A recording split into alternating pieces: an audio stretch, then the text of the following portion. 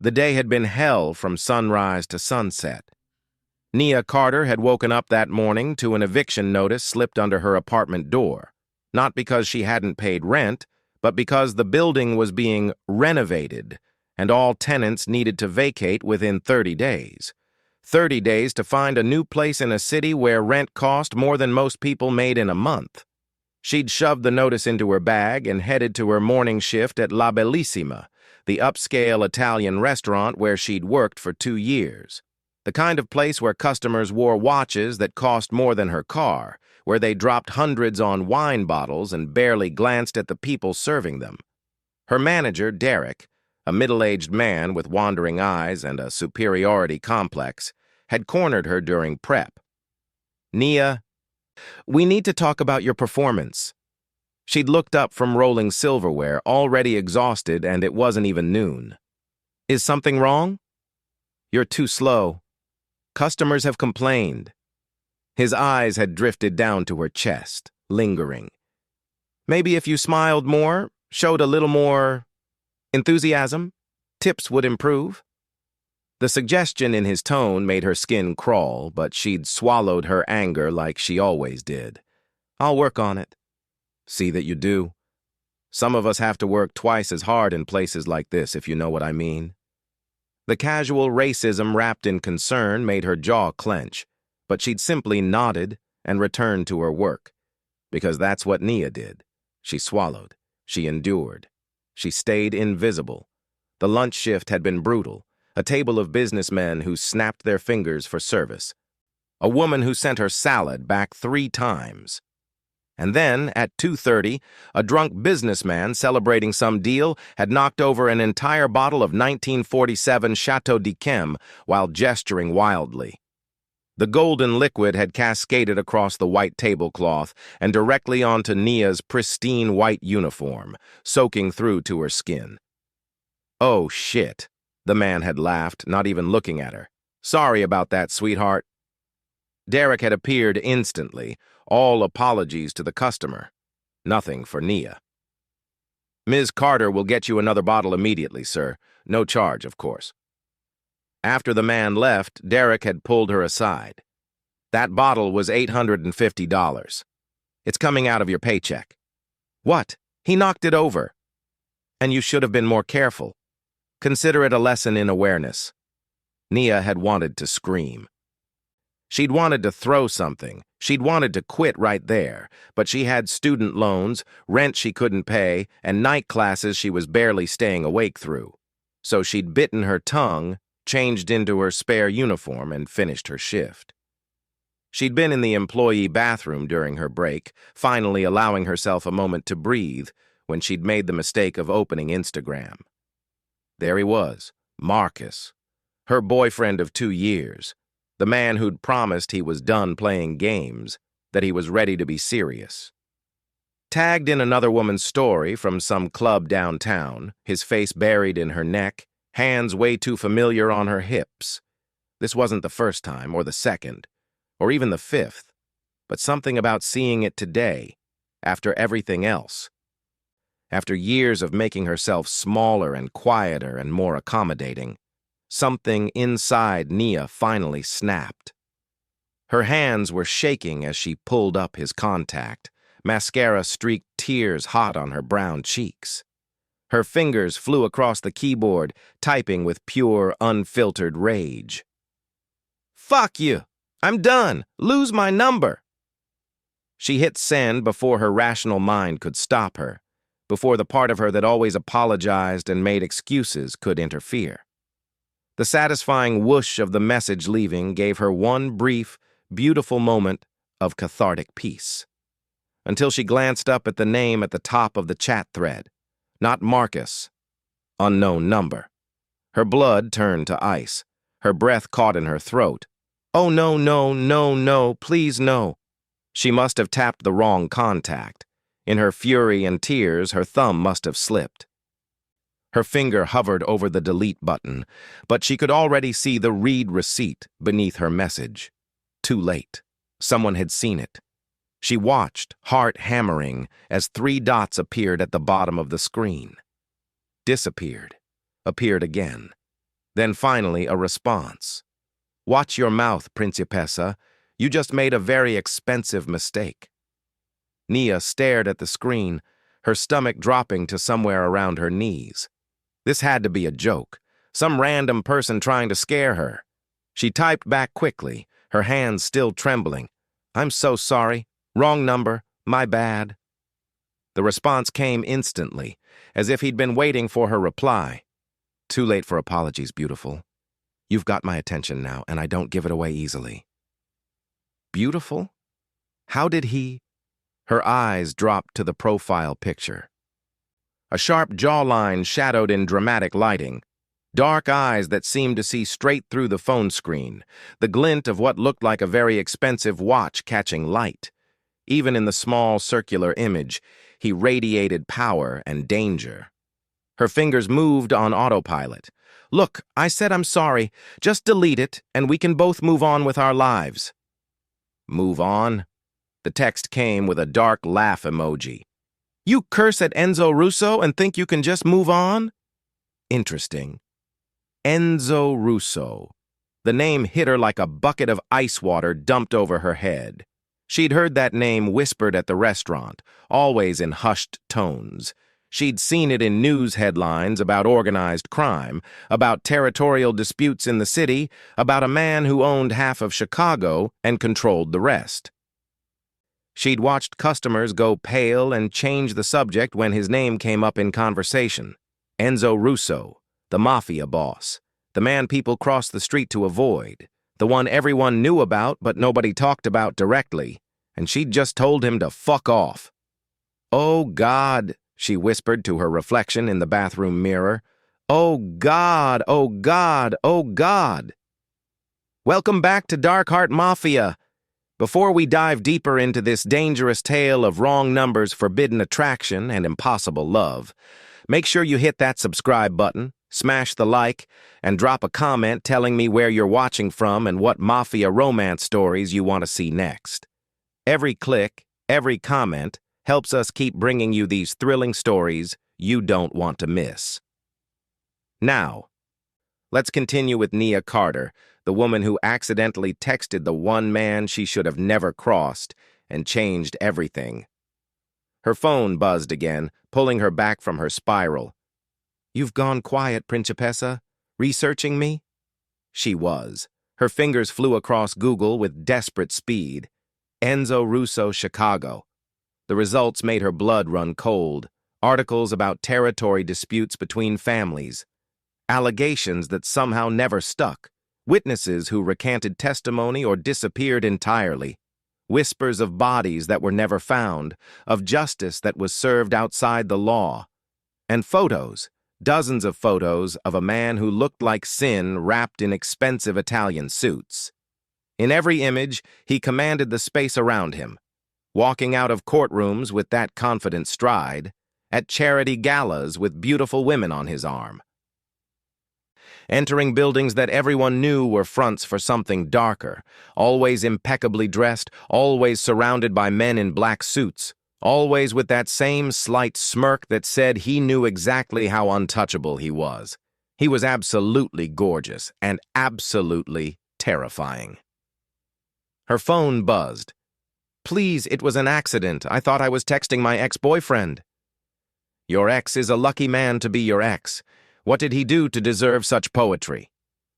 Despite everything, despite the fear coursing through her veins, Nia felt a flash of irritation. That's none of your business. Everything in my city is my business, Principessa, including beautiful women who don't know how to check their contacts before they curse at strangers. I'm not your business. I'm nobody. The 3 dots appeared and disappeared 3 times.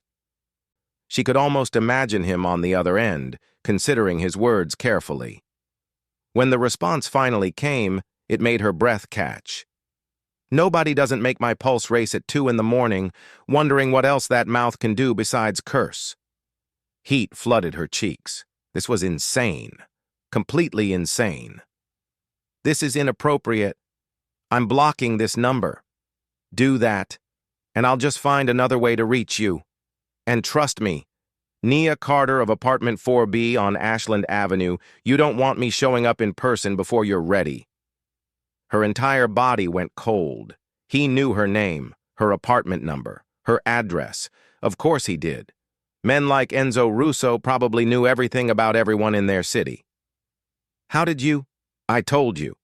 Everything in my city is my business. It took my people exactly 4 minutes to find out everything about you. Where you live, where you work, where you go to school, what classes you're taking, how much debt you're in. Shall I continue? Nia felt violated, exposed. That's creepy and illegal. Perhaps. But it's also reality.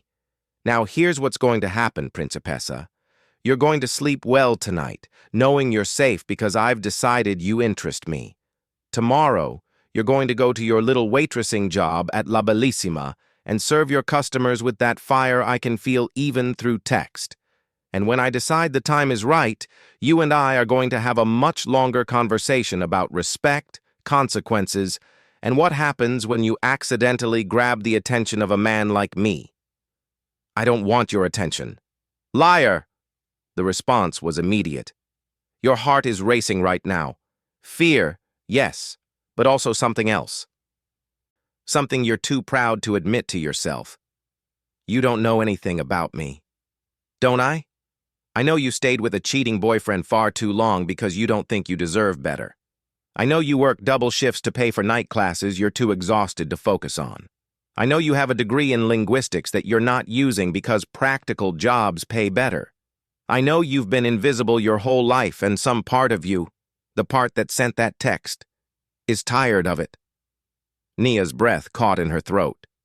How could he possibly know all that? How could a stranger see her so clearly when she barely admitted these things to herself? Sweet dreams, Principessa. I'll see you soon. And Nia, don't even think about running. You'll only make the chase more interesting. She wanted to throw the phone across the bathroom. She wanted to call the police, quit her job, leave the city entirely. But instead, she did something far more dangerous. She saved his number. And as she finally left the bathroom, her phone vibrated one more time. Good girl. I knew you would. Nia finished her shift in a daze, her mind replaying the conversation over and over. Her coworker Jasmine kept shooting her concerned looks. You okay, girl? You've been weird since you came back from break. Fine, Nia lied. Just tired. Marcus again? Something like that. That night, lying in her cramped studio apartment with its peeling paint and radiator that clanked all night, she couldn't sleep. Every sound made her jump. Every shadow seemed menacing. She kept her phone on silent and buried under her pillow, but that didn't stop her from checking it every few minutes. No new messages. The silence was somehow worse than the texts. She tried to distract herself with studying, but the words in her linguistics textbook blurred together.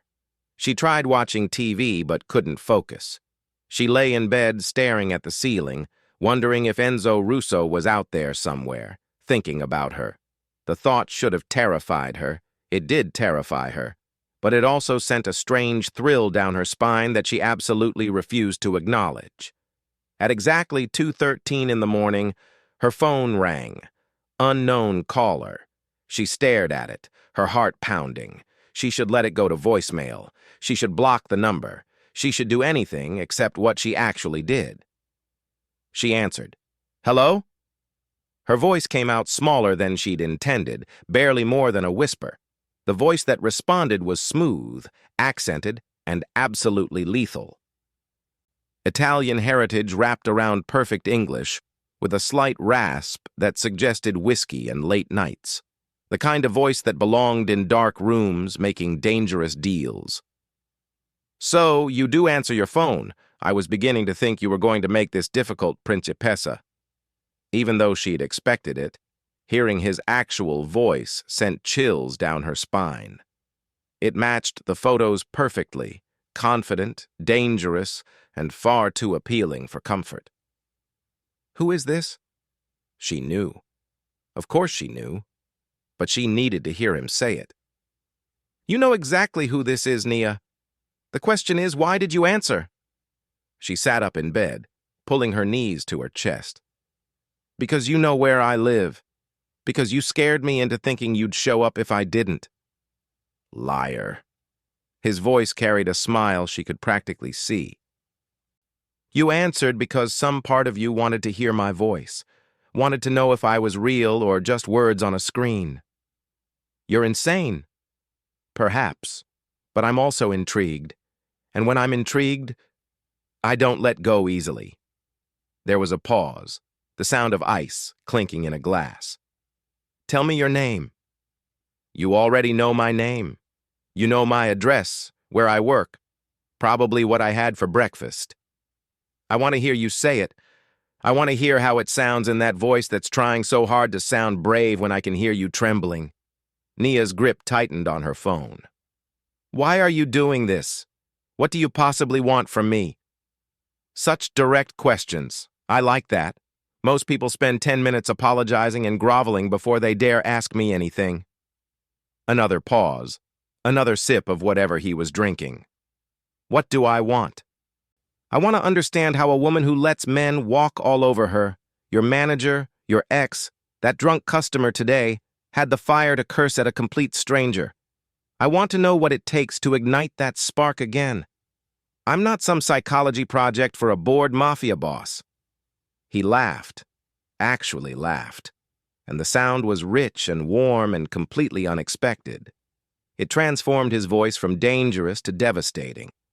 Mafia boss, you've been reading about me. Tell me, Nia, what did Google say? What terrible things did you learn? That you're dangerous, that people who cross you disappear, that you own half the city and control the other half, that I should be running in the opposite direction as fast as I can. All true, he said easily, without shame or apology. And yet here you are, still on the phone. Still letting me hear that beautiful voice get more confident with every word you speak.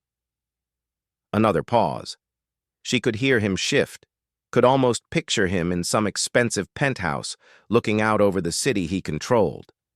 Tell me, Nia Carter, do you always do what you're supposed to do? Follow all the rules, stay quiet, make yourself small? Or is that just what's expected of you?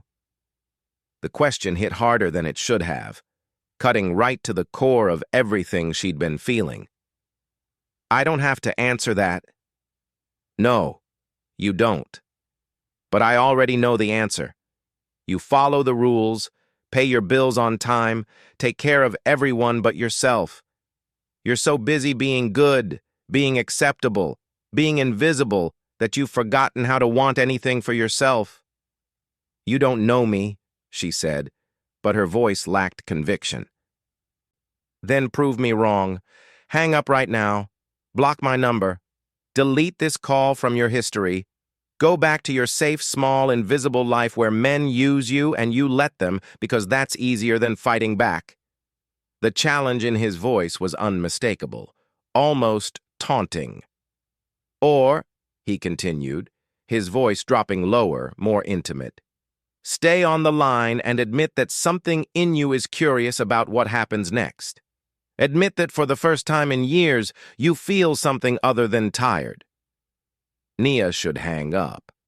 Every rational thought in her head screamed at her to end this call, block his number, maybe even call the police. But her thumb didn't move toward the end button. She couldn't seem to make it move. Why me? She whispered instead. You could have anyone. Models, actresses, women who actually belong in your world. Why chase some random girl who accidentally texted you? Because everyone who talks to me wants something. Money, protection, power, connections. They smile and flatter and scheme. But you told me to fuck off without knowing who I was, without wanting anything from me. Do you have any idea how rare that is? How refreshing? So this is about your ego? Some powerful man bored with yes women?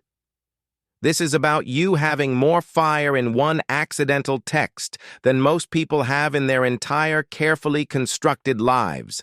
And I want to see what happens when someone actually fans those flames instead of trying to put them out. Nia closed her eyes, her mind racing. This was crazy. Completely, utterly insane. She should hang up.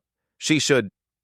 Tomorrow evening, Enzo said, his voice taking on a commanding tone that sent shivers down her spine. You're going to see me in person. Her eyes flew open. What? No, I'm not meeting you. That's table 7 at La Bellissima, 8 o'clock. I'll be the one who already knows what you look like when you're angry, what you look like when you're scared, and what you look like right now, lying in bed trying to decide if I'm the best or worst thing that's ever happened to you. I'm not coming. Then I'll come to you. Your choice, Principessa. Public place with people around and witnesses, or your apartment at 4B where it's just you and me and all that tension I can hear in your breathing. You can't force me to... I'm not forcing anything. I'm giving you a choice, but we both know you'll choose the restaurant. Because despite everything, some part of you wants to see if I'm worth all this fear. His voice softened slightly. Good night, Nia. Wear whatever makes you feel powerful. You're going to need it. The line went dead. Nia stared at her phone, her entire body shaking with a combination of fear, anger, and something else she refused to name. This was insane, impossible, dangerous. And yet, even as fear coursed through her veins, another feeling emerged. Something she hadn't felt in years. Anticipation. The next day dragged by with excruciating slowness. Nia tried to convince herself she wouldn't go to the restaurant that evening. She'd call in sick, swap shifts with someone, do anything to avoid table 7 at 8 p.m. But at 7:30, she found herself changing into clean clothes. At 7:45, she was touching up her makeup. By 7:50, she was walking into La Bellissima for her evening shift, her heart hammering so hard she could barely breathe. You okay? Jasmine asked as Nia clocked in. You look like you're about to pass out. Fine. Just didn't sleep well. Marcus still bothering you? No. Something else. Someone else. At 7:55, Derek appeared, his expression oddly nervous. Nia, we have a VIP at table 7. I need you to handle it personally. Table 7? Yes. And Nia, be very, very careful with this one. He's important. Of course, Enzo would make sure she was assigned to his table. Of course, he'd think of everything. She grabbed a bottle of the restaurant's most expensive red wine, an Amarone that cost $300, and approached table 7 with legs that felt like water. And there he was.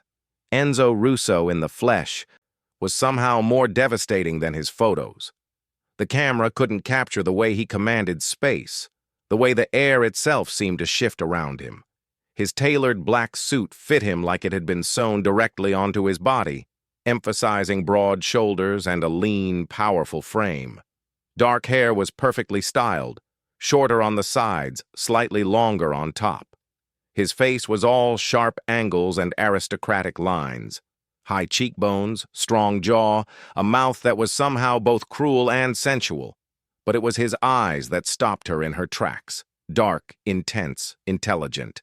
They tracked her movement like a predator watching prey, taking in every detail with an attention that made her skin burn. When their gazes locked, the corner of his mouth curved into that knowing smirk she'd imagined 100 times since last night. Red wine? Her voice came out steadier than she felt, which was a minor miracle. He leaned back in his chair, completely relaxed, completely in control.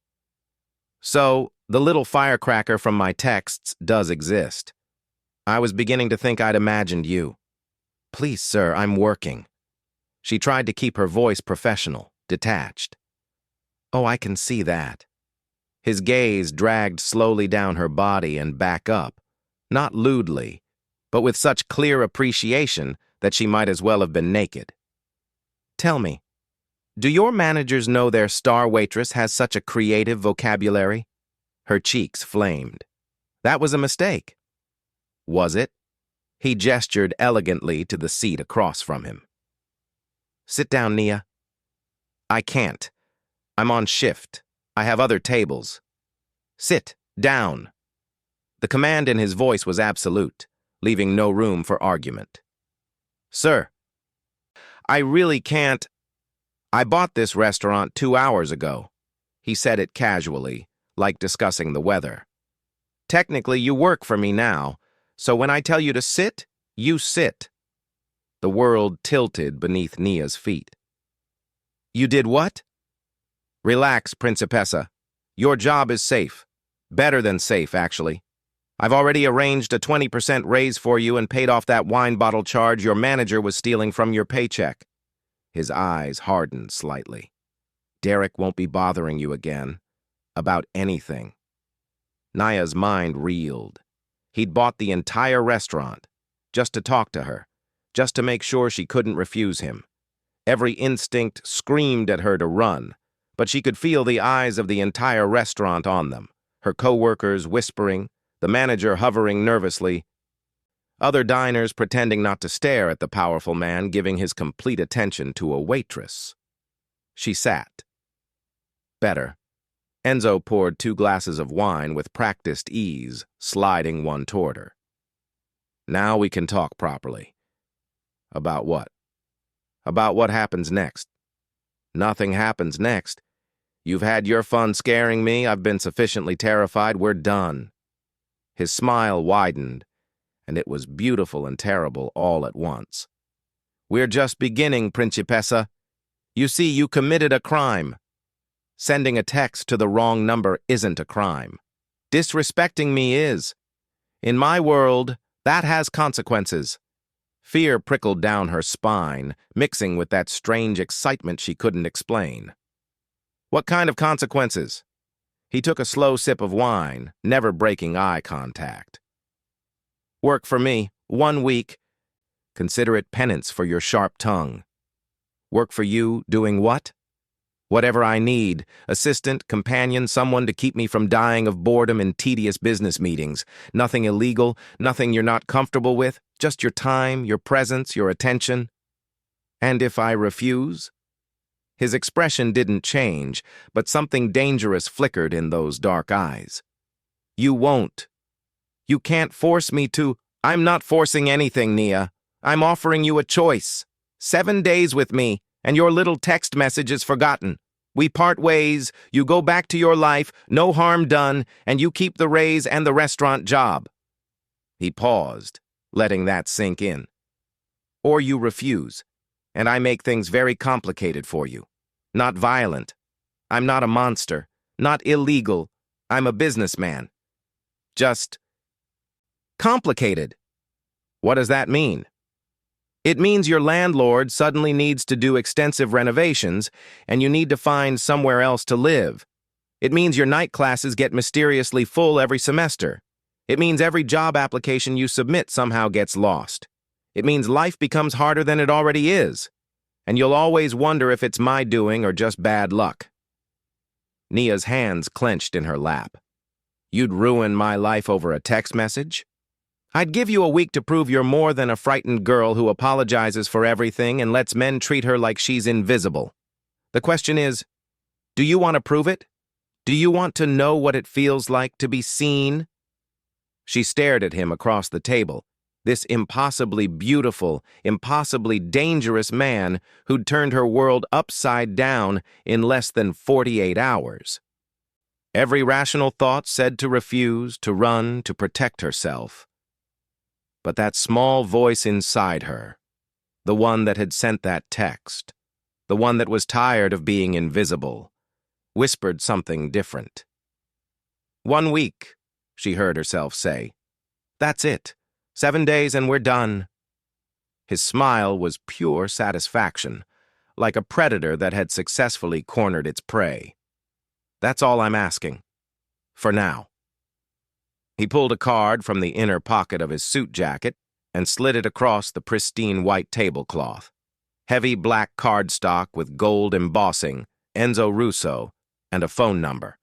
On the back, an address in Gold Coast, the wealthiest neighborhood in Chicago. Tomorrow, 9 a.m. sharp. Don't bring anything. Everything you need will be provided. He stood, towering over her, and the entire restaurant seemed to hold its breath.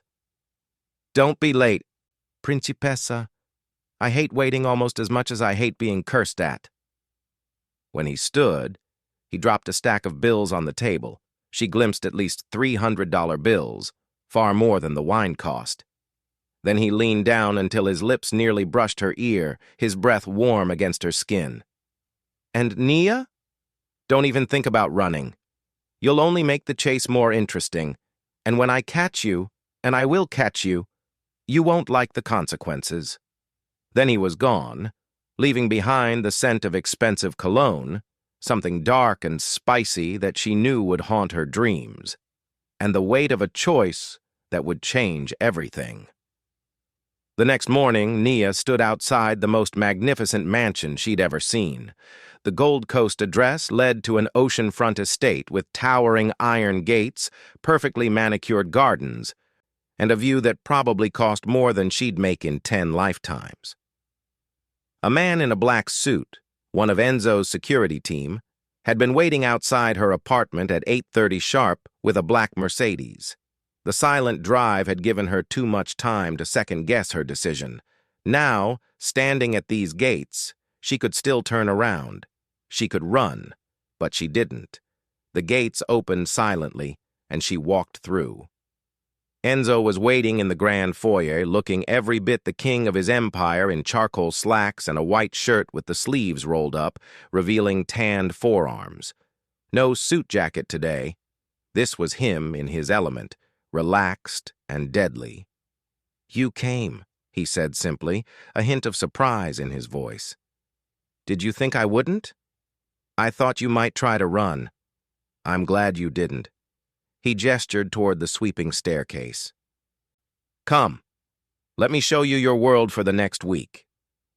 The mansion was breathtaking. Marble floors, priceless art, floor-to-ceiling windows overlooking Lake Michigan.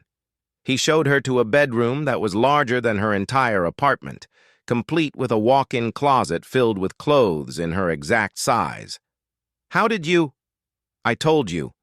I'm thorough." He leaned against the doorframe, watching her take it all in. "Your duties are simple. Attend meetings with me, handle some correspondence, accompany me to events. Think of yourself as my companion." "Companion," she repeated carefully. "Nothing you're uncomfortable with," he assured her. "I'm many things, Nia, but I'm not a man who forces women. Everything that happens between us will be because you want it to." The implication hung in the air between them. The first 2 days were surreal. Nia accompanied Enzo to business meetings where men twice her age looked at her with curiosity and fear. Fear of what her presence meant, what she represented to a man like Enzo Russo. She sat in his study while he made phone calls in rapid Italian, watched him command a room with nothing but his presence. But it was the quiet moments that undid her. The second night, unable to sleep, she'd wandered down to the garden and found him there, smoking a cigarette, staring out at the dark water. "Can't sleep either?" she asked softly. He turned, and in the moonlight he looked younger, more human. "Sleep is for people who feel safe." "And you don't?" "In my world, safety is a myth, Principessa." He gestured to the bench beside him. "Sit with me."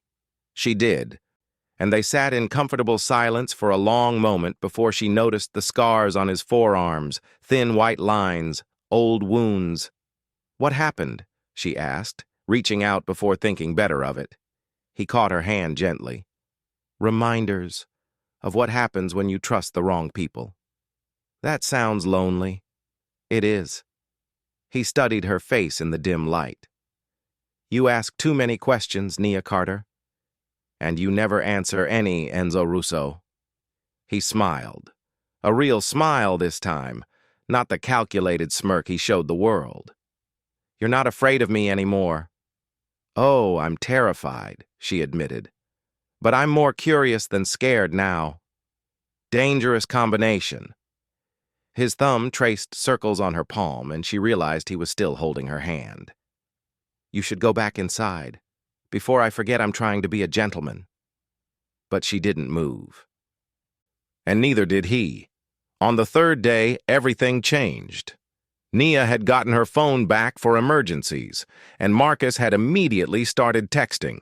Angry messages, then pleading ones, then threatening ones. Screenshots of old photos, threats to share intimate moments to ruin her reputation. She was in Enzo's study, hands shaking as she read the messages, when he walked in. "What's wrong?" His voice was sharp, immediately alert to her distress. "Nothing. Just nothing." He crossed the room in 3 strides and gently took the phone from her trembling hands. His expression darkened as he read, his jaw clenching with each message. "Who is he?" Enzo asked, his voice too calm, too controlled. "My ex, Marcus. He's just trying to scare me." "By threatening you?" Enzo's eyes blazed with something fierce and possessive. "By trying to hurt you?" "Enzo, please don't. You can't solve everything with violence." He was already on his phone, speaking rapid Italian to someone. She caught enough to know he was sending people to deal with Marcus. "Enzo, stop!" She grabbed his arm. "You don't have to do this." He turned to her, and the intensity in his eyes stole her breath. "No one threatens what's mine." The words hung between them, heavy with meaning. "What's yours?" she whispered. His expression softened, just slightly. He cupped her face with surprising gentleness. "You haven't figured it out yet, have you? This stopped being about a text message the moment I heard your voice. The moment you stood up to me instead of cowering. The moment you looked at me like I was just a man instead of a monster." "Enzo, he won't bother you again. I promise you that."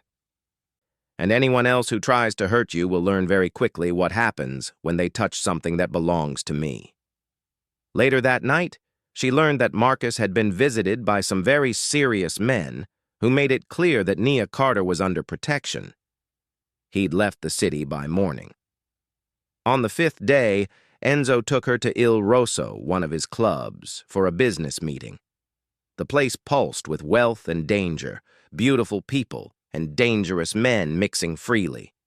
She stayed close to him as he conducted business, trying not to notice how every woman in the room watched him with hungry eyes, trying not to feel the surge of jealousy when one of them touched his arm. When a drunk man grabbed her wrist at the bar, Enzo moved before she could even react. In one swift, brutal motion, the man's hand was twisted behind his back. His face pressed against the bar. Enzo's voice was ice and death. "She's with me. Touch her again and you lose the hand. Look at her again and you lose the eyes. Breathe in her direction and I'll make sure it's the last breath you take." The man stumbled away in terror once Enzo released him. Enzo turned to Nia, his eyes still blazing with protective fury. "You're shaking. You didn't have to do that." "Yes, I did." He pulled her close, right there in front of everyone. "I need you to understand something, Nia. While you're with me, you're under my protection. Anyone who threatens you threatens me, and I protect what's mine with everything I have." "I'm not yours," she said, but the words lacked conviction. "Aren't you?" His hand came up to cup her cheek. "Your heart is racing. Your pupils are dilated. You lean toward me instead of away. Tell me you don't feel this thing between us. Tell me you're not curious about what it would be like to stop fighting and just let go." She couldn't tell him that, because it would be a lie. On the 6th night, everything came crashing down. Enzo was away, handling some business crisis across the city. Nia was in the mansion's library trying to study when the power went out. Once, twice, then complete darkness. "Marco?" She called for Enzo's head of security. No answer. The silence was unnatural, heavy with threat. Then she heard them, boots on marble, moving fast. Before she could scream, a gloved hand covered her mouth. A rough voice hissed in her ear. "Quiet, Bella. The boss isn't here to save you." She fought, kicking, biting, struggling with everything she had. But there were too many of them. A blow to the head sent her vision swimming, and everything went black. She woke up in a warehouse that smelled of gasoline and rust, her wrists bound, her head pounding. Men in masks surrounded her, and one leaned close enough for her to catch the accent. Russian. Enzo's rivals. "Enzo Russo cost us millions," the leader growled. "Took our territory, destroyed our operations, so we're taking something of his. You." I don't mean anything to him," Nia lied desperately. The leader laughed. "That's why this will work, Bella, because he actually cares about you. We've been watching. The way he looks at you, touches you, protects you. For the first time in his life, Enzo Russo has a weakness, and we're going to use it to destroy him." Hours passed in fear and cold. Nia tested her bonds, searched for escape routes, prayed that someone would find her. Then she heard it, the distant roar of engines, dozens of them, getting closer. The masked men readied their weapons, took positions. The leader smiled coldly. "Right on time. Let's see what the great Enzo Russo is willing to sacrifice for one woman." The warehouse doors exploded inward with a deafening crash. Chaos erupted, gunfire, shouts in Italian and Russian, smoke filling the air. Through the haze, she saw him. Enzo, in a black coat that whipped behind him like wings, moved like vengeance personified. He was methodical, brutal, unstoppable. Every movement precise, every shot finding its mark. His face was a mask of cold fury that would have terrified her if it wasn't directed at the men who'd taken her. Within minutes, that felt like hours. Silence fell. Enzo's men secured the area, and he was moving toward her, dropping his weapon as he ran. His hands shook, the first time she'd ever seen him show anything close to fear, as he worked at her bonds. "Are you hurt? Did they touch you? Nia, look at me. Are you hurt?" She shook her head, tears streaming down her face. "You came. You actually came." He pulled her into his arms, holding her so tightly she could barely breathe. His voice cracked with emotion she'd never heard from him. "Of course I came. Did you think I wouldn't? Did you think there was anywhere in this world you could be that I wouldn't find you? You could have been killed. All of this for me." He pulled back, cupping her face in both hands, forcing her to meet his eyes. "Listen to me very carefully, Principessa. I would burn this entire city to the ground for you. I would start a war with every family, every organization, every power in this world if it meant keeping you safe. Do you understand? You are not just some woman I'm passing time with. You are everything. Enzo, I love you." The words came out fierce, almost angry. "I've loved you since that first text, since you had the fire to curse at me without knowing who I was, since you looked at me like I was just a man instead of a monster, since you made me feel human again." Nia's breath caught. "You love me?" "Desperately. Completely. In a way that terrifies me because I've spent my whole life not needing anyone, and now I need you like I need air." His forehead pressed against hers. "Tell me you feel it too. Tell me this isn't just me losing my mind." "I feel it," she whispered. "I'm terrified of you, of this, of everything you represent, but I also, God help me, I think I'm falling in love with you too." He kissed her then, and it was nothing like she'd imagined. It was desperate and tender and fierce all at once, tasting of smoke and danger and promise. When they finally broke apart, both were trembling. "The week is up tomorrow," he said quietly. "You'll be free to go." "What if I don't want to go?" His eyes searched hers, hope and fear warring in their depths. "What are you saying?" "I'm saying that somewhere between that wrong number and right now you became my choice. Not because you forced me, not because I'm afraid, but because when I'm with you, I finally feel like I matter. Like I'm seen." She took a shaky breath. "I'm saying I choose you, Enzo Russo. All of you. The danger, the complications, the terrifying intensity of whatever this is between us. You understand what you're choosing?" The life you're walking into? I understand that I've spent my whole life being invisible, being safe, being small, and I'm done with that. I'd rather have one day with you feeling this alive than a lifetime of being invisible. He kissed her again, softer this time, reverent. Then stay, not for a week, not as my employee or my companion. Stay as mine, completely, utterly mine. On one condition. His eyebrow raised. You're negotiating with me? You be mine too, completely. No other women, no games, no walls between us. If we're doing this, we're doing it all the way. A slow smile spread across his face, genuine, beautiful, transforming. Deal, Principessa. You and me, all the way. 6 months later, Nia stood in the same mansion garden where she'd first seen the man behind the monster. But everything was different now. She was different now. She'd finished her degree. Enzo had made sure she had the time and resources. She'd started using her linguistic skills, helping with his international business dealings, translating, negotiating. She was no longer invisible. She was powerful, and she was his. You look beautiful, Enzo's voice came from behind her. Though you always do. She turned to find him in a tuxedo, devastating as always, holding a small velvet box. Her heart stopped. Enzo, I know we said all the way, but I want to make it official. He dropped to one knee and Nia's breath caught. Nia Carter, you walked into my life through a wrong number and turned everything upside down. You saw past the monster everyone else sees. You challenged me, changed me, made me want to be better.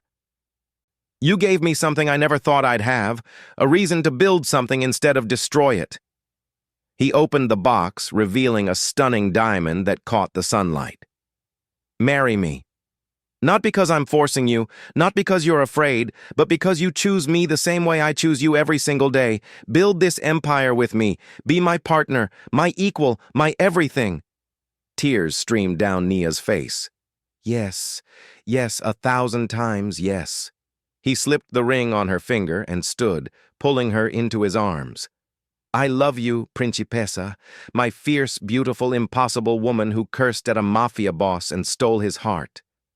I love you too, my dangerous, protective, secretly soft man who bought a restaurant just to talk to me. They married 3 months later in the mansion's garden, surrounded by an interesting mix of guests, her friends and family, his business associates, and various powerful figures who looked at Nia with a combination of respect and fear. She was no longer just Nia Carter, the invisible waitress. She was Nia Russo, wife of the most powerful man in Chicago, and she commanded respect in her own right. At the reception, as they danced under strings of lights, Enzo pulled her close. Any regrets, Mrs. Russo? She thought about that terrible day 6 months ago. The wrong number, the fear, the impossible choice that had changed everything. Not a single one, she whispered. Best mistake I ever made. Mine too, Principessa. He kissed her softly. Mine too. And somewhere across the city, in a restaurant that had seen the beginning of their story, Table 7 sat empty, a reminder that sometimes the wrong number leads you to exactly the right person. Thank you so much for watching Nia and Enzo's story to the very end. If you made it this far, you're a true member of the Darkheart Mafia family, and I appreciate you more than you know. What did you think? Could you trust a man like Enzo who literally bought a restaurant just to talk to you? Would you have taken the risk like Nia did, or would you have run? Do you believe in love that starts from a wrong number and grows into something this powerful? And what would you have done if you accidentally texted a mafia boss? Drop your thoughts in the comments below. I read every single one and I love hearing what you think.